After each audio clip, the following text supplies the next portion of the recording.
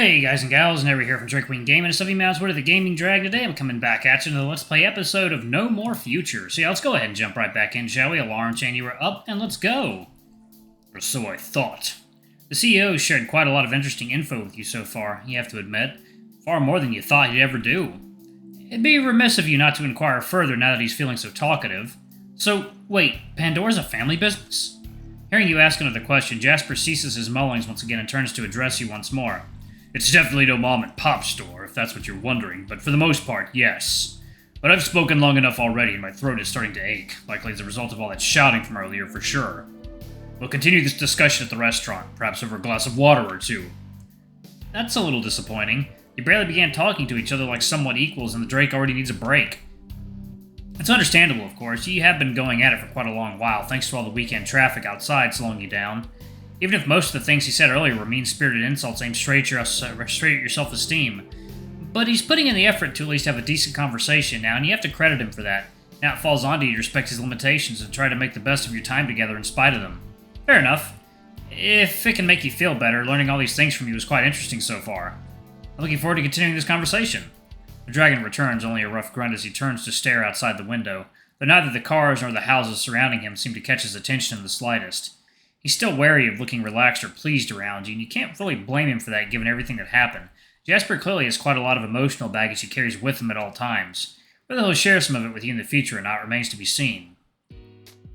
You've never been in this opulent area of the city before, at least to your knowledge. Downtown New Relay feels like the gaudy dream of every rich kid across the world, populated exclusively by wealthy or at least fashionable people and filled with nothing but shiny and attractive tourist traps. High couture clothing shops, jewelries, high-tech stores, nightclubs. You don't think you've been to a single one of these places before, even across the rest of your life. You're not sure whether they're supposed to be tourist traps or if the people in this town truly have a constant need for all this junk the stores advertise so aggressively. The dragon is quick to notice your interest in something a little further ahead. Intrigued by the amusement park further in? Intrigued is a word Jasper is still quite cautious about using in your presence, but at least he's no longer cringing at the mere thought of it like before. Yeah, I've never been to one before, much less one that fits inside a city like this. Plus, a friend of mine promised to visit it together with me sometime soon, so I can't help but be a little excited. I see. Not one for amusement parks, I take it? Never been to one. It really seemed like something I'd be keen on visiting. If we want to simulate the feeling of going up and down repeatedly with no apparent rhyme or reason, the elevator at the HQ apparently does that excellently well. In general, it just always felt like a waste of time. Why, hello again, Mr. Killjoy. Been a while since I last heard from you. All jokes aside, you can't help but wonder how much further away your destination is from here. You've been traveling for quite a long while amidst the traffic, and you imagine that Jasper must have built up quite the appetite by now. And yet there is an end to this voyage. If there is an end to this voyage, it's clearly nowhere in sight. As if reading your very thoughts, Jasper finally makes as if to move closer to the door, an exhausted look on his face. I've had enough of all this mess. We're getting out now. Hippolyta!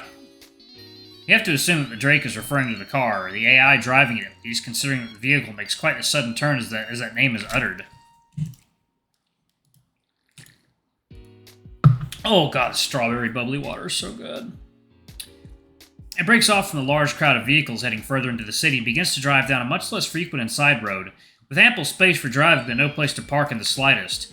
That doesn't prevent the car from stopping momentarily by the side of the road, however, giving the two of you ample room to descend at your leisure. As you do so, the Drake turns to address you.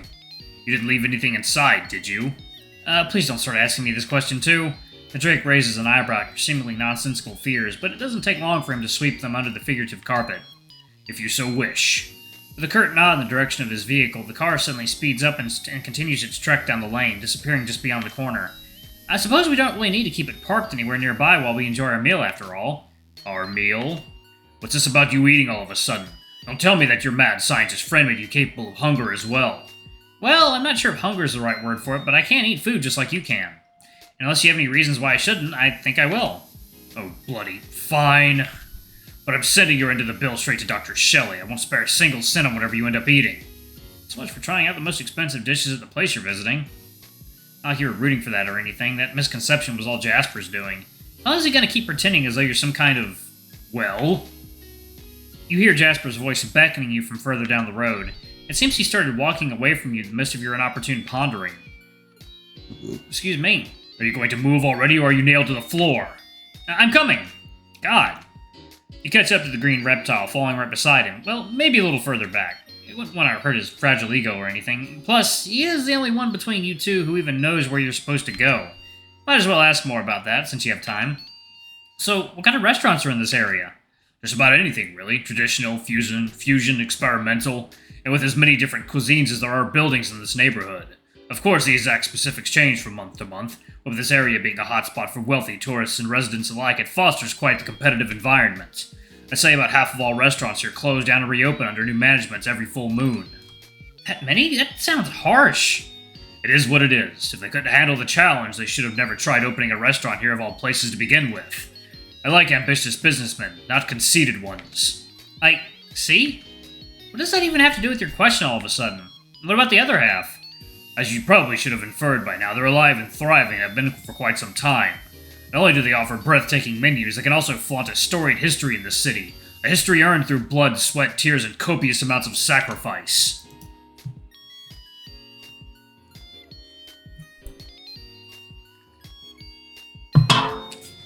Gee, it's like Jasper has a theme or something. I wouldn't have it any other way. So he says, whatever that means. Which kind are we going to today, if I may ask? What do you think? You're going to the fancy snobby type, you can already tell. In all honesty, you're probably not going to mind your surroundings no matter what kind of restaurant the Drake brings you to. It's probably just his way of speaking that's bothering you. That and the numerous people, both out in the streets and within their cars, staring at you everywhere you go. It's a familiar sight by now, but made all the more annoying and unsettling by the presence of Jasper next to you. He must be used to being followed by people's gazes while out and about, as he hasn't commented on that or anything similar to that so far. However, that could change at any point. You decide to try and get him to think of something else before he notices a new reason to be annoyed with you. You know, I'm surprised we haven't been accosted by a journalist so far. Unfortunately, you couldn't think of anything better than that. Unsurprisingly, the dragon is quite surprised to hear you ask about that all of a sudden. We've barely moved 20 feet from where we dropped off. Oh, really? Damn, that's crazy. Still, I'd be surprised if we don't meet one or two sooner or later, given how famous you are. I'm famous? Oh, fuck, what have I gotten myself into? Aren't you supposed to be the famous one here? He knows! There are no words to accurately describe how thoroughly you screwed yourself. Even the Drake can't help but shake his head at the mumbling mess you've turned into. We're probably not going to run into any journalists right now. The place I booked that table at is not even a minute away from here, after all.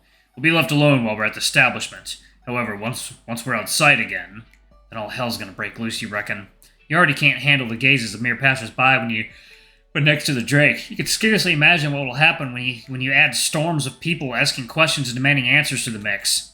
Looks like I'm not the only one who dreads an encounter with those people. Jasper's remark comes off as quite the sudden surprise. Aren't you interviewed by a couple of them just the other day alongside Mary? I was. That doesn't mean I enjoyed it. We needed to put out a public statement after your most recent stunt, and those fame chasers would have never said no. I did what I had to. It's about time you learned what you have to do as well. After that, Drake goes quiet, likely preferring to save any further discussion for the dinner table. All you can do is wonder what he meant with those cryptic words as you follow him along. Before you even know it, you're riding the main elevator of one of the largest skyscrapers in town, home apparent of several eateries and other high-end establishments. When the doors finally open, you're greeted by one of the fanciest dining rooms you've ever seen, with elegant tables draped in red cloth and glistening golden shards hanging by the ceiling through what appears to be magnetic force alone. You're pretty sure you saw the name of this place over at the entrance, but you already forgot it, so long and confusing it was. What is even more confusing, however, is how come you're the only people here? Though the tables are quite numerous, you can't find a single soul sitting down on any one of these chairs. It's actually quite the unsettling sight compared to the bustling streets down on the ground. Before you can inquire Jasper about the strange situation, you hear the steady steps of an approaching waiter, also dressed in bright reds and shimmering yellows. Good afternoon, gentlemen. On behalf of all our staff, we welcome you to our humble establishment. The mid-aged skunk speaks quietly but politely and tries his best to be as accommodating as he can.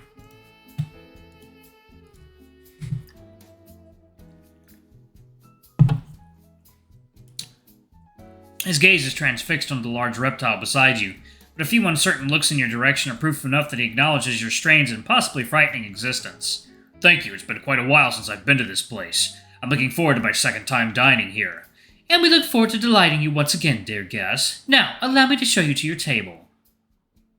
The skunk escorts you to the table nearest the glass window, which definitely seems to be the most scenic spot in the restaurant. Other than that, however, the table looks just the same as all the others nearby, small and orderly.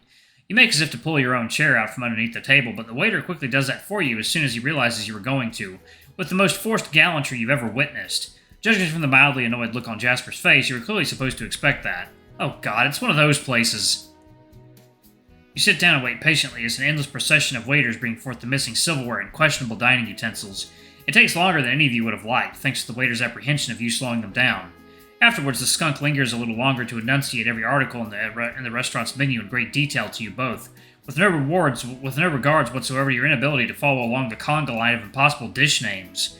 The one thing you've managed to understand is that there is no opting out of any of the food choices. In other words, your meal has already been decided for you. This is not particularly reassuring. By the way, sir, is the gentleman with you ordering a menu as well? The waiter turns to face Jasper, evidently not interested in asking you directly, prompting the latter to turn towards you. Well, are you? Good question. You're not quite sure yourself. He did say earlier that he'd make you pay for the food you were going to order, or rather make Mary pay for it. You're not sure how much it matters either way. On one hand, you're not particularly excited with your prospective meal, if you can even call it that, while on the other, you are feeling quite hungry. And besides, you're doing this to prove a point to Jasper either way. I am. The skunk appears a little confused by your choice, but the CEO doesn't appear nearly as troubled as you thought he'd be. He merely resigns himself to your decision as he politely shoos the waiter away, back to his quiet corner on the other side of the room. After what felt like an eternity, the two of you are finally all alone again. So, you've never been to a place like this before, I imagine? You must have finally noticed how out of element you really are. Believe it or not, I'm not a stranger to this kind of restaurant. I've been to someplace similar before. Before I became a synthetic, I mean. The last specification causes the man's eyebrows to furrow a little, but he tries his best not to let that get to him as he continues. Is that so? From what I've heard about your past before joining the project, you're but a normal college student. It didn't seem like the sort of background that would allow you to visit places like these on the regular. And I didn't. One time was more than enough. I didn't even go there willingly. It was all my uncle's idea. You briefly pause, unsure of whether you're supposed to share more details on what happened. However, the somewhat curious demeanor of the Drake and his uncharacteristic silence are enough to convince you to continue. I think I was about 13 when we went there. Me, my cousin, and our parents were coming back from our holidays on the beach. We decided beforehand to drive all the way home without stopping to eat, so as to save time. To compensate, we ate more for breakfast. Right. So we were driving on the highway, and it was about lunchtime, and my aunt, to the annoyance of both me and my cousin, boldly declared that she was hungry. My parents tried to convince her to wait until we got home a few hours later, but she wouldn't budge. She needed something to eat, now, and my uncle, who was driving, regrettably obliged. Unfortunately, there weren't any Leroy Luffins on the interstate in that tract. The only restaurant our GPS showed anywhere near us was a fancy-looking locale a few miles north called the Golden Canary. The Golden Canary. I seem to recall hearing that name before. It's a traditional French bistro in I-138, correct? 4 stars? That would be it, yeah. A short chuckle escapes from the dragon's lips upon realizing where this is going. Your family must have been mad. That's one of the priciest restaurants this side of the country, and not even one of the best quality-wise either. Yeah, try telling that to my family. I know I tried. When we got to the gates dressed like people who just came back from the beach, I literally warned them. You know you're in the wrong place when the waiters at the entrance dress better than you do. Jasper cannot resist laughing just a little bit louder at your comment, evidently quite content with your self-awareness. Not like you can blame him. The hilarity and wit of your joke ring true even now, when your yellow sweater and cheap pair of trousers can hardly compare with the Drake's formal apparel or the rigid uniforms of the waiters. As for you, you take a quick look around your table, making sure no stray butler heard your possibly offensive musings. The only one you can find, however, rests on the other side of the restaurant, looking in your direction absent-mindedly. In his hands is a small, half-empty bottle of water with which to refill your glasses as soon as you try to drink from them. Alright, y'all, I'm actually going to pause it right there. Thank y'all so much for watching. Don't forget to like, comment, subscribe, ring that notification bell, and check out our Patreon if you can. It always helps. I'm tired. I'm going to go relax for the evening, y'all. I love you all, and I'll see y'all in the next video. Bye-bye!